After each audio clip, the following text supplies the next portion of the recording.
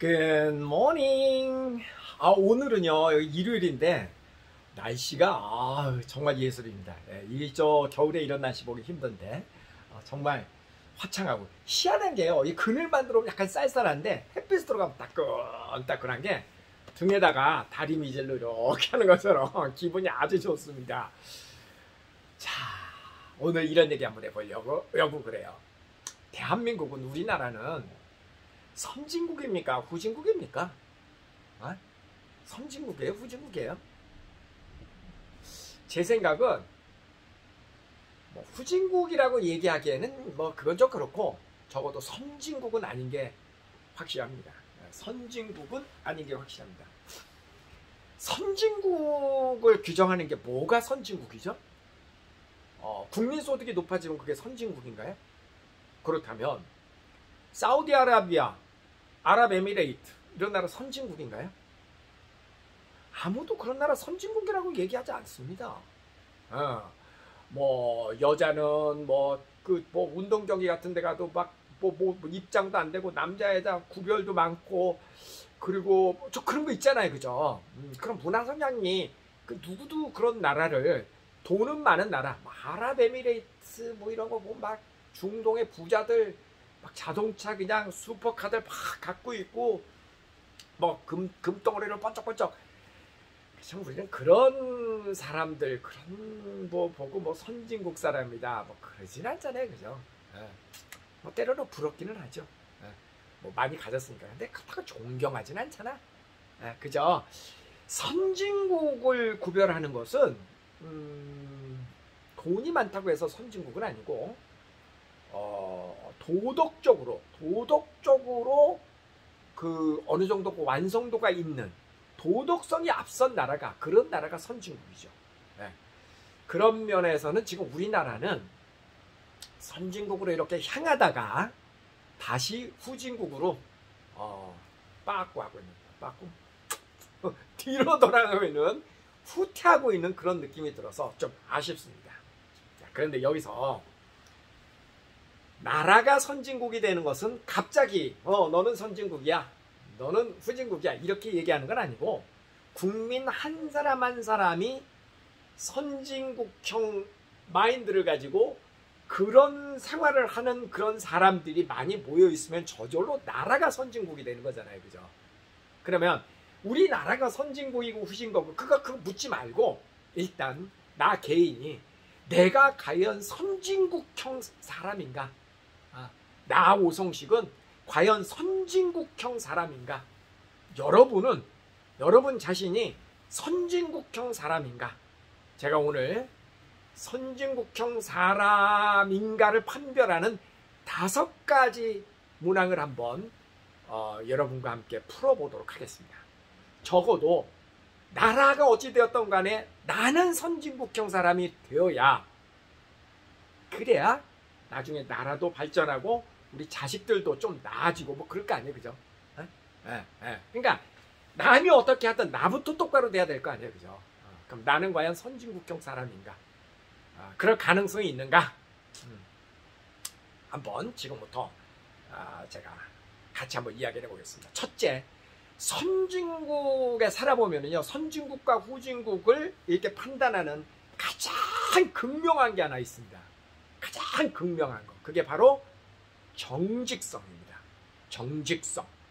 그러니까 선진국 사람들은 다 모든 사람이 그렇다는 건 물론 아니에요. 나라는 선진국이어도 그 나라에도 엉망으로 사는 사람들도 있고 안 그런 사람들도 있고 그렇죠. 근데 대체로 이제 그런 사람들이 많으면 상대적인 거니까, 그죠? 상대적인 거니까 미국이나 캐나다나 여기는 확실히 선진국이 맞습니다. 선진국이 맞습니다. 이런 나라에 살다 보면 선진국이 맞구나. 그 극명한 게 바로 정직성. 정직성은 선진국과 후진국을 가르는 극명한 척도입니다. 개인도 마찬가지예요. 여러분 정직하십니까? 여러분 정직하십니까? 매사에? 물론 저도 100% 항상 정직하다고 얘기하기에는 부족함이 있죠. 있죠. 그러나 전반적으로 보면 오성식 너는 정직하냐? 상당히 그렇다고 자신합니다. 상당히. 100%는 아닙니다만 상당히.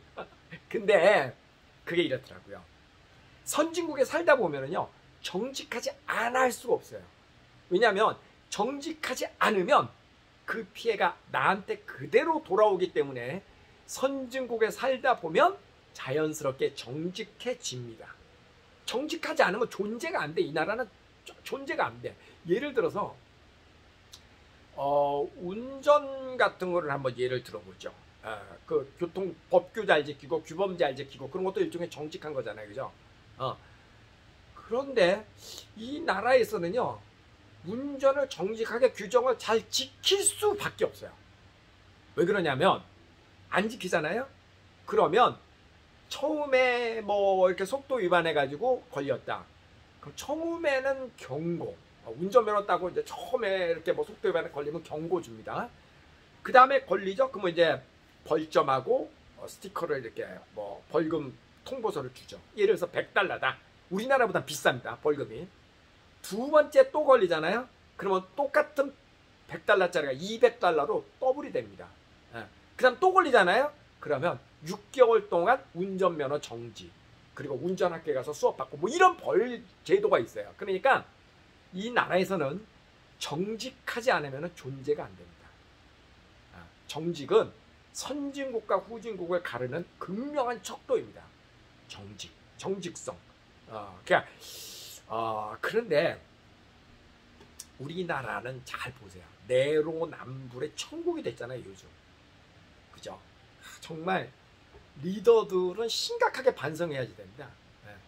리더들은 정말 반성해야 되는데, 내로남불. 내가 하면 로맨스, 남이 하면 불이 뭐지? 약간 불륜. 그래, 거기서 나온 말이죠. 거짓말을 너무 잘해. 우리나라 리더들이. 예로부터 그랬어요. 근데 요즘 들어와서 좀 더 심해졌어요. 그러니까 많은 사람들이 거짓말하는 것에 대해서 별로 죄책감이 없는 것 같아요. 그냥 안 걸리면 그만이고, 걸려도 나 까먹었어, 잘 기억이 안 나, 뭐 이러면 되는 거고. 근데 만약에 미국이나 캐나다에서 거짓말하다 걸리잖아요. 그냥 그걸 끝입니다. 끝. 봐주지 않습니다. 뭐 드물게 봐주는 경우도 있지만, 그게 정말로 피치 못할 상황에서 까먹고 실수로 그렇겠다. 실수는 대체로 용서를 해주는 편입니다. 근데 상당히 의도적인 거짓말을 했다라고 판정이 되는 경우에는 그냥 끝입니다. 엄청나게 무섭습니다. 아주 쉬운 예를 들어볼게요. 여기 캐나다나 미국에 입국할 때 뭐 음식물 가져온 거 있습니까? 이런 거 물어보잖아요. 그리고 뭐 돈은 얼마나 갖고 왔습니까? 이런 거 물어보잖아요. 그럼 우리는요, 그냥 대충 이야기해요. 내가 예를 들어서 돈을 뭐 $9,600를 갖고 왔다.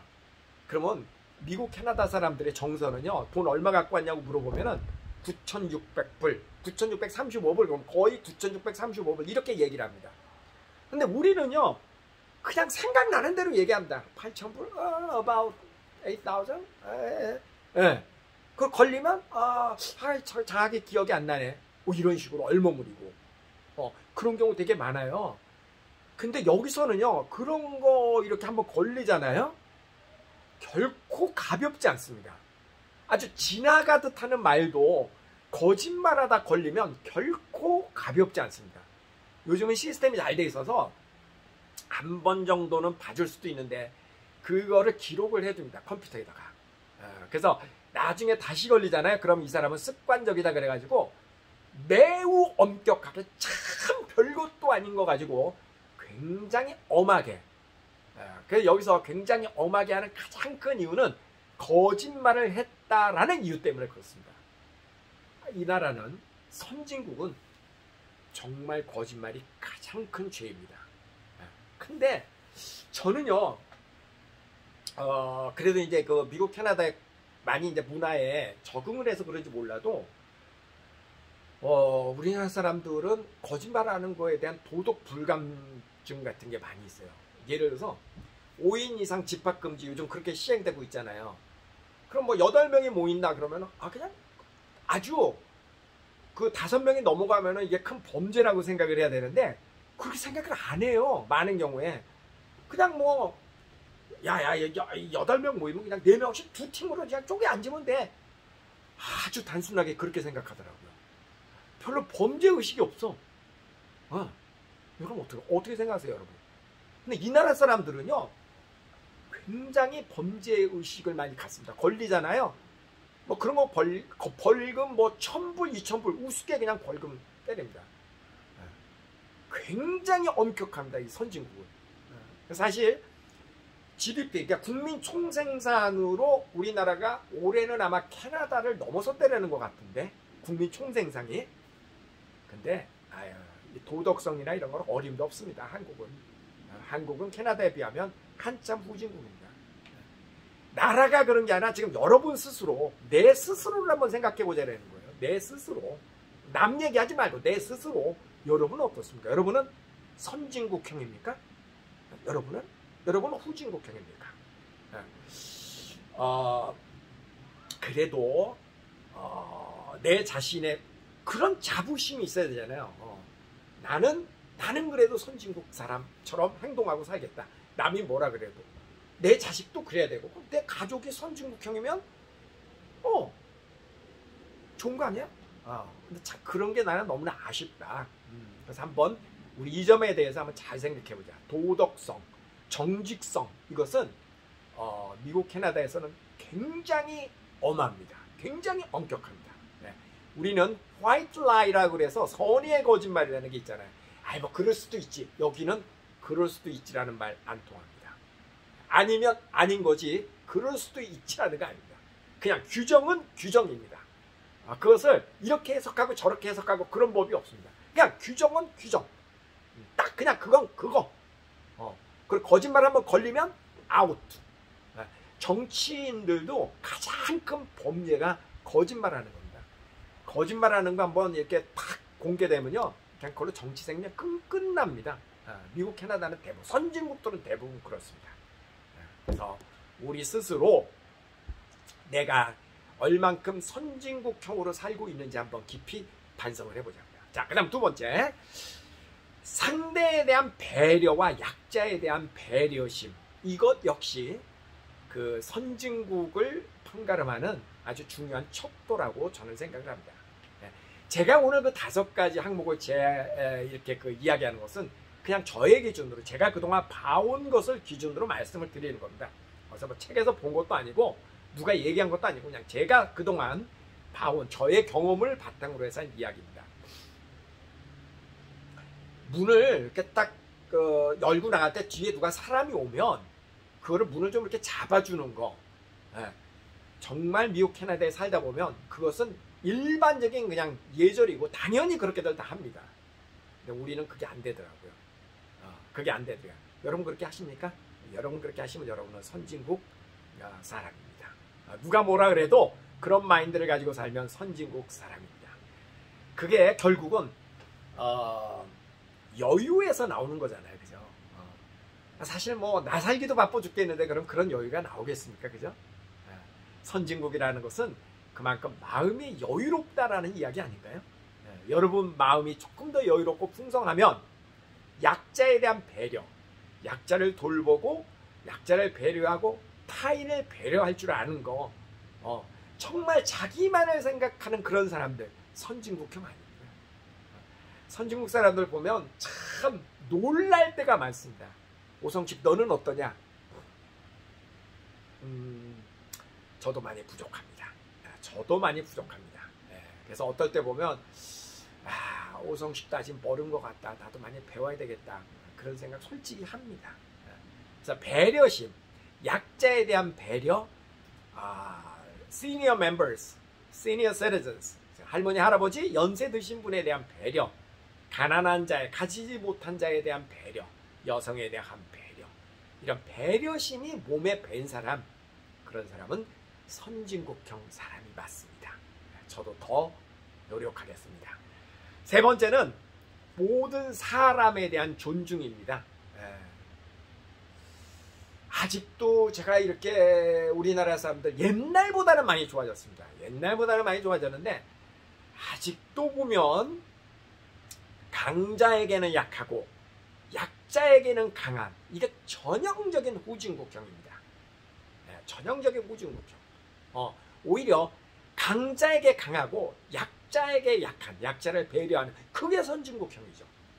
그러니까 갑질 문화라고 그러잖아요. 갑질 문화. 갑질 행세를 하는 사람은 전형적인 후진국형 사람입니다. 그러니까 우리말도 그런 거 있잖아요. 변은 익을수록 고개를 숙인다라는 말이 있잖아요. 확실히 이 선진국 사람들은 개인 한 명 한 명이 인간적으로 존중을 받는 그런 문화이기 때문에 그렇게 약자에게 함부로 하고 그러지 않더라고요. 물론 제가 이야기하는 것은 모든 미국 사람, 모든 캐나다 사람이 그렇다는 얘기는 절대 아닙니다. 일반적으로 그렇다라는 거고 우리나라에 비해서 그렇다라는 거지요. 확실히 여기 사람들은 뭐 갑질을 한다거나 막 강자에게, 약자에게 막 함부로 대하고 확실히 그렇지 않습니다. 그게 이제 법적으로도 상당히 그렇게 되어 있고 또 문화적으로도 이제 그런 게 많이, 여기는 우리는 약간 수직형 문화 성향을 갖고 있잖아요. 줄 서는 문화. 나이로도 줄을 서고, 그 다음에 뭐 권력과 지위 이런 거로도 줄 서고, 모든 게 이렇게 종적인 구조로 많이 되어 있죠.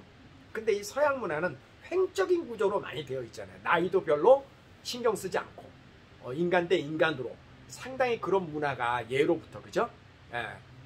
그래서 그런 거 보면은 확실히 갑질 문화는 상대적으로 적은 것 같습니다. 우리 여러분 뭐 이렇게 그냥 뭐랄까 막 함부로 약자에게 막 함부로 하는 사람 있잖아요. 그거는 정말 후진국형입니다. 그리고 저는요 또 때에 따라서 이런 사람들이 있어요. 막 자기보다 그 상급자에게 막 깍듯이 막 이렇게 하고 그런 사람. 저는 그런 사람 보면 경계합니다. 저한테도 막 깍듯이 이런 사람이 있거든요. 저 별로 좋아하지 않습니다. 왜냐고요? 그게 있잖아요. 나한테도 저럴 정도면 저 사람은 자기 밑에 사람도 자기에게 그래주기를 바란다라고 분명히 기대할 것이다. 그게 갑질이거든요. 자칫 잘못하면. 그죠? 그러니까 지나치게 막 깍듯하게 이렇게 형식적인 거 저는 별로 좋아하지 않습니다. 저는 그러니까 왜 그런 거 있잖아요. 뭐 북한의 그 김정은 이렇게 막 가면은 막 옆에 사람들 깍듯이 잡고 막 펜으로 막 적고 막 수첩에다 적고 별로 좋아 보이지 않잖아요. 좋아 보이지 않아요. 막 이러고 막 적고 전형적인 후진국 문화잖아요. 그런 거는. 근데 미국이나 이 선진국 한번 그 모습 보십시오. 국회에서 토론하고 막 이러면은 뭐 정말 격이 없게, 그죠? 우리는 국민 한 사람 한 사람의 다 대표인데 그럼에도 불구하고 거기도 상하 관계가 있잖아요. 그러면 초선 의원이 출신의 그 동네는 여러 번 다선 의원의 동네보다 권위가 없는 겁니까? 그죠? 그거 정말 좀 잘못된 것 같다. 그래서 이렇게 너무 횡적인, 이렇게 종적인 문화, 저는 그런 거는 정말 후진국의 전형적인 모습인 것 같다. 그리고 어디 이렇게 딱 누가 갈 때, 그죠? 이때 뭐 부하 직원들 많이 데리고 막 의시되고 뭐 부하 직원들 막 가방 들어주고 막 이러는 거 있잖아요. 그건 아닌 것 같다. 좀 그렇습니다. 여러분은 어떻습니까? 여러분.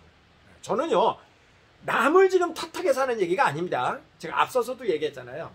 남이 뭐라 그러든 나 자신, 여러분 자신, 내 스스로가 선진국형 사람이 되어야만 그 다음에 우리 자식도 그걸 보고 그런 걸 배울 것이고 나라 전체가 또 선진국형이 될 것이고, 그런 거 아니에요? 그런 게 아니면 우리는 장래를 기약할 수가 없죠. 그렇잖아요. 근데 안타까운 것은 우리나라가 요즘 조금 더 뒤로 자꾸 후진국으로 가는 것 같아서 저는 매우 마음이 쓰입니다. 그러면 안 되는데. 자, 이제 네 번째, 혼자서도 잘하는 거. 그게 선진국형입니다. 혼자서도 잘하는 거. 이 나라는요, 뭐 여러 가지 이유가 있겠지만 일단은 인건비도 비싸고, 그리고 이제 이렇게 모두가 한꺼번에 막 모여서 사는 게 아니고 막 이렇게 인구 밀도도 낮고 그러니까 뭐 하나 고치려고 해도 어디까지 가야 되고 이런 뭐 그런 문제들이 있죠. 그러니까 상당히 많은 것들을 혼자 하죠. 예? 집도 혼자 짓는 사람도 있고 페인트 칠도 혼자 하고 대부분 혼자 하는 것들이 되게 많습니다. 근데 우리는 다 시키죠. 그죠? 다 시키죠. 여러분 만약에 여러분이 선진국형 사람이 되려면 조금 더 혼자 하는 것에 익숙해져야지 됩니다. 후진국에 가면은요 자기가 할 수 있는 것도 어지간한 거 다 시키죠. 손에 물도 안 된다 그러잖아요. 운전도 시키고 어지간하면 다 기사 있잖아요. 밥하고 빨래하는 것도 다 내니들 있잖아요. 응? 태국 뭐 이런 뭐 후진국 가면은 다 제3세계권에 가면은 우리나라 사람들 다 그러고 살잖아요. 그죠? 후진국형이죠. 인건비가 싸니까, 저 몸값이 싸니까 그렇게 그런 식으로 하죠. 근데 선진국은 일단 인건비가 비싸고, 그죠? 개개인이 다 나름 존중을 받고 있는 사회다 보니까 많은 것들을 스스로 합니다. 스스로.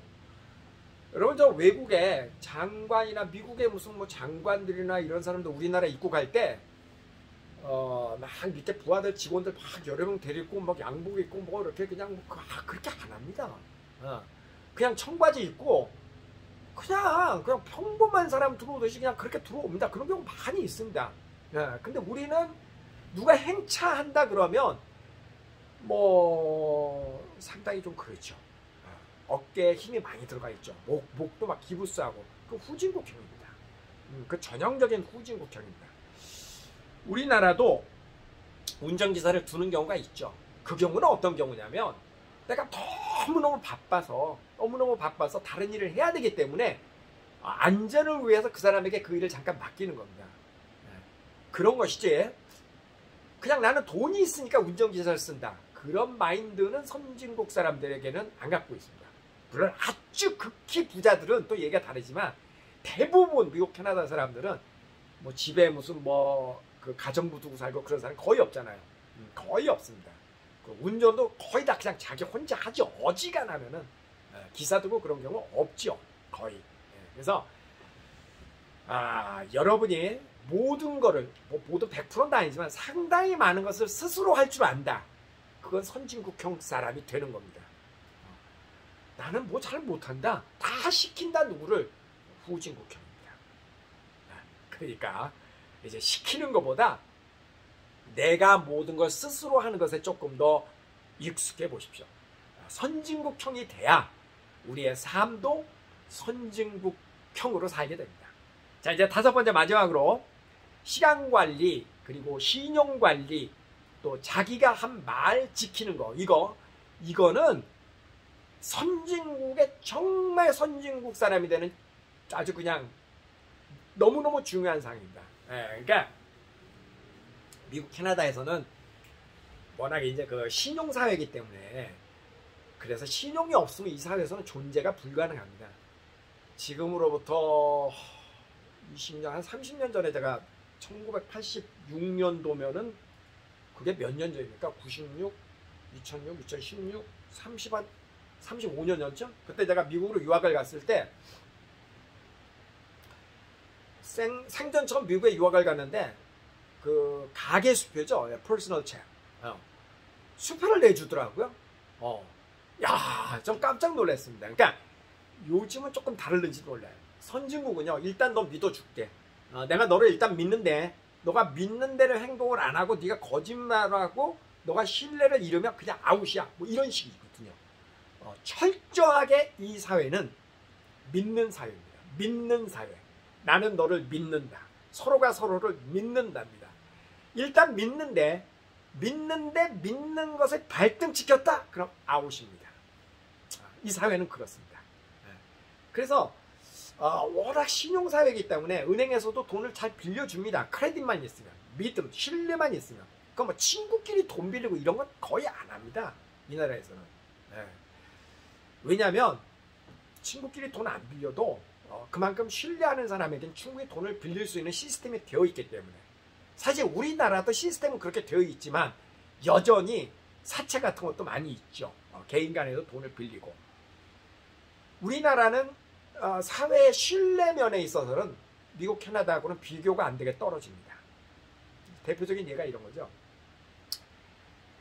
이 나라는 그 추천서가 매우 중요하잖아요. 대학 갈 때도 추천서가 생명이고 직장 갈 때도 추천서가 생명이죠. 그 사람은 정말 이 옆에서 지켜본 사람이 추천해주는, 그게 사실 거의 다입니다. 입사 시험 같은 거 없거든요. 공무원도 심지어는 추천. 그 다음에 뭐 이런 그 자원봉사 경력 이런 데서 추천받아가지고 공무원 되고 그러잖아요. 근데 우리는 추천사라고 해도 그 추천서 자체를 믿지를 못하는 사회입니다. 한국 사회는. 그냥 뭐 선생님한테 가서 선생님도 취직하는데 추천서나 써주세요. 그러면 그래? 알았다. 이 학생은 모범이대으로 뭐 추천합니다. 뭐 거의 이런 식. 아직도 그 신뢰가 그렇게 크지 않습니다. 그러니까 우리가 신뢰가 크지 않으니까 시험을 보잖아요. 사실은 시험도 주관식으로 보는 게 맞거든요. 대학 시험도. 근데 주관식은 평가를 전적으로 막 논술 막 이렇게 길게 논술형으로 시험을 보면 그 평가하는 거는 매우 주관적이잖아요. 그러니까 그거는 신뢰가 있어야 되는 건데 사회가 신뢰가 없으니까 그런 주관적 시험을 못 보는 겁니다. 서술형 시험을 못 보는 겁니다. 답이 명확한 시험밖에 못 보는 겁니다. 그게 뭐예요? 결국은 객관식 시험 문제죠. 번호로 찍는 거. 그러니까 사회가 발전이 없는 겁니다. 신뢰를 못하는 문화. 우리나라는 정말 신뢰성이 너무너무 많이 떨어집니다. 선진국에 비해서는. 여기서 또 묻습니다. 제가 우리나라를 탓하는 게 아니라 여러분은 어떻습니까? 여러분은 정말 신뢰가 탁월하신 분입니까? 여러분이 한 말을 100% 지키는 분입니까? 그리고 누가 뭐라 그래도 나에 대해서 누가 물어보면 나는 정말 신뢰할 만한 사람이야 라고 다른 사람이 이야기를 합니까? 여러분은 정말 규정과 뭐 법규를 잘 지킵니까? 이렇게 다 신뢰성이죠. 다 신뢰입니다. 신용이 그 사회를 이끌어가는데 정말 도덕성 중에 최고의 도덕성은 바로 이 정직성하고 거짓말 안 하는 거, 그 다음에 규칙과 규범을 따르는 거, 그 다음에 자기가 한 말을 지키는 거, 신뢰하는 거, 믿는 거, 이런 게 제일 중요한 건데 우리는 많이 아직도 부족합니다. 정말 많이 안타깝습니다. 예전보다는 그래도 조금 좋아진 거는 맞습니다. 근데 앞으로 더 좋아져야죠. 더 좋아지려면 여러분 스스로, 나 스스로, 우리 스스로가 정말 선진국형 사람이 되어야만 우리는 미래가 있다고 저는 생각이 됩니다. 자, 오늘 제가 5가지를 얘기를 했는데요. 쭉 빠르게 한 번만 정리해 볼게요. 선진국형 사람의 5가지 판별법. 나는 과연 선진국 사람인가? 첫째, 정직하고 규정과 법을 잘 지키는 사람인가? 두 번째, 상대에 대한 배려와 약자에 대한 배려가 몸에 배어있는 사람인가? 세 번째, 모든 사람을 존중하는 그래서 뭐 갑질 같은 거 안 하는 그런 사람인가? 네 번째, 혼자서도 모든 것을 많은 것을 잘하는, 누군가 이렇게 부리고 시키고 그러지 아니하고도 스스로 많은 것을 할 줄 아는 사람인가? 그다음 5번째, 시간관리, 신용관리, 자기가 한 말 지키는 거 이런 걸 철저하게 잘하는 사람인가? 5가지 항목을 오늘 한번 예시를 해봤습니다. 약간 추워요. 그래서 약간 좀 움츠러들었습니다. 자, 여러분 좋은 하루 보내시고 정말 우리 스스로가 선진국형이 되고 그리고 우리나라가 더 선진국형이 되었으면 좋겠다라는 마음 간절합니다. 가위바위보, 가위바위보, 가위바위보, 가위바위보, 가위바위보, 가위바위보. 안녕히 계세요.